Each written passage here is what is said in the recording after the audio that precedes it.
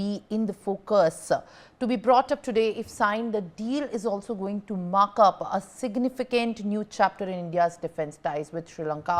And also joining me live on the broadcast is now Gautam Mukherjee, who's there with me. Appreciate you joining me live this morning, sir. Now, you know, as far as a defense deal and the sectors of the MOUs and agreements are concerned, it is also very important to understand that India shares the border from the southern side, and the issues that in fact the India's southern side poses are also very critical to what happens in the ties between Sri Lanka. Prime Minister Narendra Modi's this visit is coming at a time when Tamil Nadu has passed a resolution to retrieve the Kachativu from Sri Lanka, which is an emotive issue for the fishermen in the state due to the long-standing dispute over the fishing rights around the 285-acre island.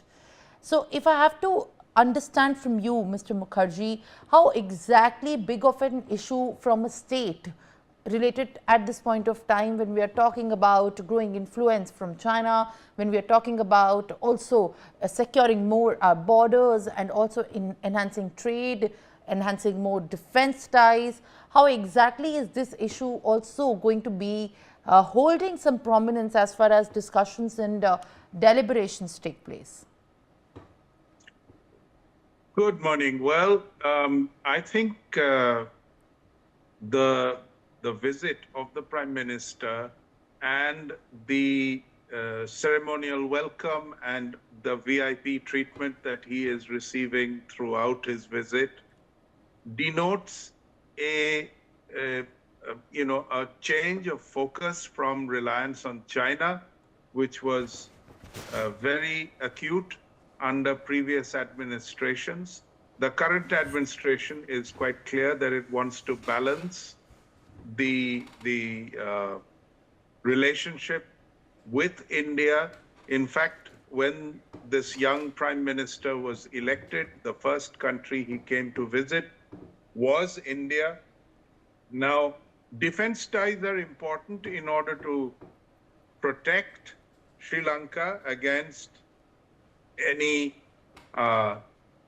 Chinese bullying, to put it bluntly, as well as to develop its own capacities as an ally and adjunct close to India. As far as the island goes, where there have been some disputes with regard to fishing, I think they will be smoothed over. I don't think the island will be claimed by India, but certainly Indian fishing will be allowed to operate alongside the Sri Lankans, so that there is no question of arresting Indian fishermen and creating a tension around the whole area. It is very difficult if you're going to fish south of from the south of India towards Sri Lanka, to not be in Sri Lankan waters to a certain extent, and for Sri Lankans doing likewise in Indian waters. So both will, I think, be allowed to fish in each other's waters, rather like in the EU, and that will smooth over any frictions that have occurred in the recent past. The other issue is, of course, Sri Lanka's role as a support to Quad, which is very active, increasingly more active in the Indian Ocean as a counter to China, and Sri Lanka can be of assistance in this regard, and that will automatically also restrict Chinese spy ships, Chinese submarines, and fishing vessels disguised.